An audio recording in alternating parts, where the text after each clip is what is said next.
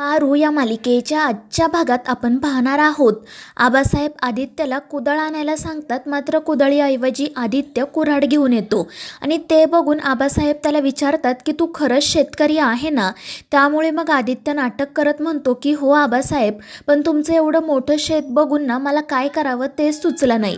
आणि मग आबा त्याला सांगतात की आता जा पटकन ही गाडीमधून कुदळ घेऊन ये. त्यामुळे आदित्य पटकन पळत गाडीजवळ जातो आणि मग तो कुऱ्हाड ठेवून कुदळ घेऊन येतो. त्यानंतर आबा त्याला सांगतात की आता इथे तू खड्डे खोदायला सुरुवात कर, आपण उद्या झाडं लावून टाकूयात.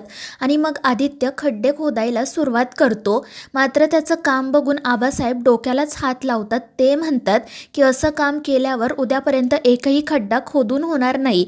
आणि मग ते स्वतः खड्डे खोदायला सुरुवात करतात. आदित्यला कसं काम करायचं ते दाखवतात आणि मग आदित्यसुद्धा त्यांनी सांगितल्याप्रमाणे काम करू लागतो. आणि मग आबासाहेब त्यांच्या पुढच्या कामांसाठी शेतामधून निघतात.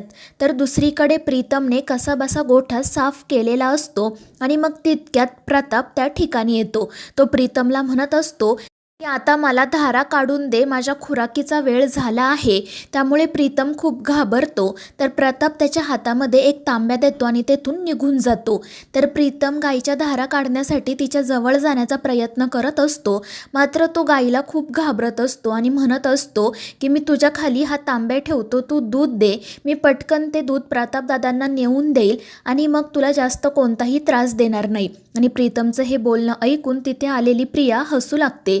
ती म्हणते की काय प्रीतम सर, हे काय बोलताय तुम्ही. तर प्रीतम म्हणत असतो की बघा ना प्रिया मॅडम, तर मी तुमच्या दादासाहेबांना दूध नेऊन दिलं नाही ना तर ते मलाच कापून खातील. आणि ते ऐकून प्रिया म्हणते की काळजी करू नका, मी तुम्हाला शिकवते धारा कशा काढायच्या ते. आणि मग त्यानंतर ती प्रीतमला धारा कशा काढायच्या ते शिकवते.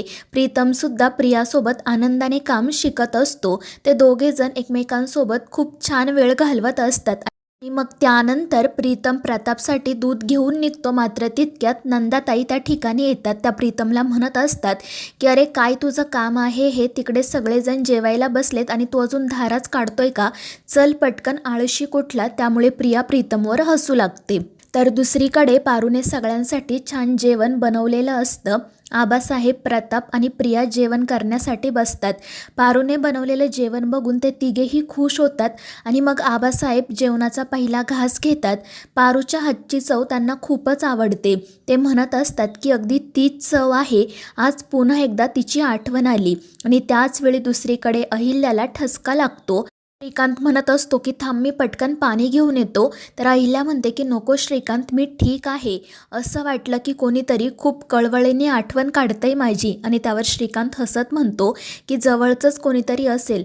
आणि त्याचवेळी दामिनी त्या ठिकाणी येत म्हणते की आता जवळचं म्हणजे कोण असणार, आदित्य किंवा प्रीतमच असतील. बिचाऱ्यांनी काही खाल्लंय पिल्लंय की नाही काय माहीत. आणि त्या दोघांचं नाव ऐकून अहिल्याचे डोळे भरून येतात. तर दुसरीकडे पारूच्या हातचं जेवण खाऊन आबासाहेब तर खूपच खुश होतात आणि ते पारूचं खूप कौतुक करतात. आणि मग त्यानंतर ते पारूला सांगतात की तुझा नवरा तिकडे शेतात काम करतोय, त्याच्यासाठी सुद्धा जेवण घेऊन जा. आणि त्यासाठी पारू आनंदाने हो म्हणते. तर दुसरीकडे दिशा एक फाईल घेऊन अहिल्याकडे आलेली असते. अहिल्या तिला विचारत असते की अगं दिशा, तू सकाळी ब्रेकफास्टला का नव्हती आली. तर दिशा तिला सांगू लागते, सासू मॉम, सकाळी मी माझ्या कंपनीच्या 2 ऑनलाईन मीटिंग मॅनेज करत होते आणि आत्ता आपल्या ऑफिसला जाण्यासाठी निघते. मला खरंच आता नाश्ता करायला सुद्धा वेळ नाही आहे. आणि दिशाचं हे काम बघून अहिल्या आणि श्रीकांत तर तिच्यावर खूपच इम्प्रेस होतात. अहिल्या म्हणत असते की दिशा, तू जास्त काळजी करू नको, आम्ही आहोत तुझ्या सोबतीला. मात्र दिशा म्हणते की सासू मॉम, आता तुम्ही मस्त आराम करा, आजचा दिवस छान एन्जॉय करा, मी सगळं हँडल करेल, काळजी करू नका. आणि दिशाचं ते वागणं बोलणं बघून श्रीकांत आणि अहिल्या तर खूपच खुश होतात. आणि मग दिशा त्या दोघांचा आशीर्वाद घेऊन ऑफिसला जाण्यासाठी निघते. बाहेर आल्यानंतर मारुती गाडीमध्येच बसलेला असतो. तो पारूच्या आठवणींमध्ये हरवून गेलेला असतो. त्यामुळे तो दिशासाठी दरवाजा उघडत नाही आणि याच गोष्टीमुळे दिशा त्याच्यावर खूप चिडते. ती मारुतीला चांगलंच सुनावते.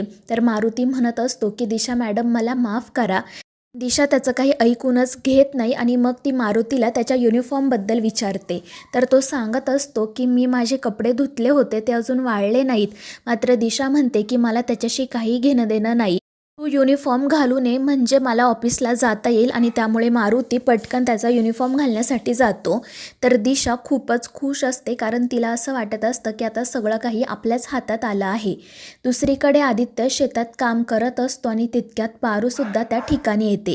तीसुद्धा आदित्यला मदत करू लागते आणि पारूला असं अचानक जवळ बघून आदित्य तर तिच्याकडे बघतच राहतो आणि त्याचवेळी पारूचा अचानक तोल जातो पण आदित्य तिला सावरतो आणि मग त्यानंतर पारू म्हणते की धनी चला तुमच्यासाठी मी जेवण घेऊन आली आहे.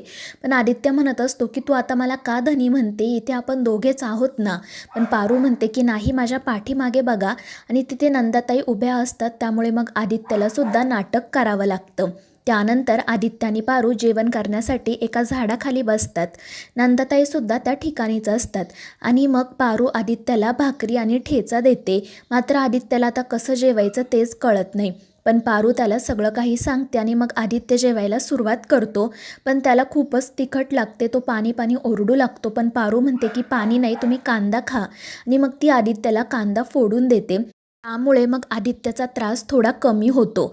त्यानंतर तो पारूला तू जेवलीस का हे विचारतो. मात्र तितक्यात नंदाताई म्हणतात की अरे या पोरीचा तुझ्यावर खूप जीव आहे, जोपर्यंत तू जेवत नाही तोपर्यंत ती सुद्धा जेवत नाही. आता तूच तुझ्या हाताने तिला घास भरव आणि त्यामुळे आदित्यला नाईलाजाने स्वतःच्या हाताने पारूला घास भरवावा लागतो आणि मग पारूसुद्धा तिच्या हाताने आदित्यला जेवण भरवते. त्यामुळे आदित्य तिच्याकडे बघतच राहतो. तर नंदाताई त्या दोघांचं प्रेम बघून खूपच खुश होतात आणि त्यांची दृष्ट काढतात. तर मित्रांनो, या मालिकेच्या पुढील भागांच्या अपडेट्ससाठी आपल्या चॅनेलला सबस्क्राईब करा.